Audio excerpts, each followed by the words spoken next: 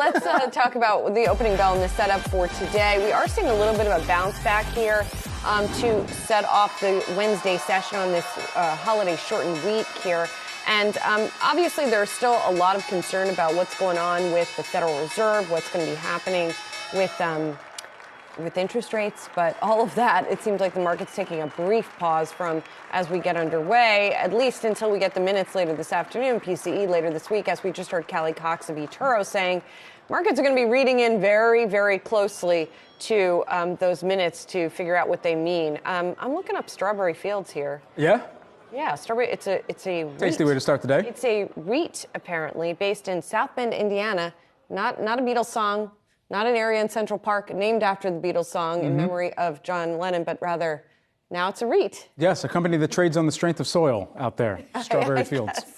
Yes, taking a look here at the Dow Jones Industrial Average out the gate this morning. You're seeing that just barely to the upside here. Let me load up the chart for you. As over the past 3 months, net lower by about 2.7%. Intraday here, we are higher by about 0.1%. Of course, that's out the gate. Let's put this on a 2-day view so you can get yesterday's move in context as well. We're still net lower, given yesterday's move lower by about 1.9% in aggregate. We are still lower over the past 2 days, despite the move higher out of the gate slightly here this morning. NASDAQ Composite also a fractional move to the upside. That's up by about 0.3% right now. But yeah, you guessed it, still down by about 2.2% over the past 2 days this week as the market really gearing up for what could come to light from some of those Fed meeting minutes from the FOMC once they drop later on today. You're taking a look at the S&P 500 flat just barely to the upside by hair on its chinny chin chin. However, still down over the past 2 days by about 1.9%. I want to take a look at some of the sector activity on that aforementioned S&P 500. We've got 11 sectors.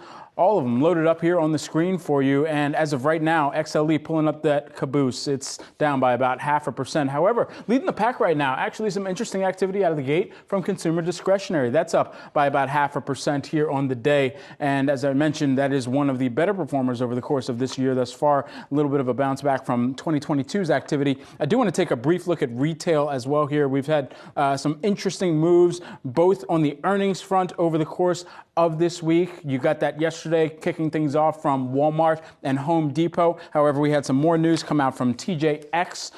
That, I believe, I saw that moving higher earlier this morning. We'll see if we can find it quickly. Actually, no, now it's down by about 0.9% here on the day. They actually did top some of those same-store sales estimates, so that was in focus. And then one other item, Bed Bath & Beyond, also going to be delaying some of its payments. Hey, there we go. Yes, thank you. That is higher on the day by about 2.9% for Bed Bath & Beyond. Sometimes it helps to be further away from the screen. So you're just going to stand back. I see. This is a better view. Yeah, Yeah, there you go. I agree. It's helpful. It's not the best for the viewers, but hey.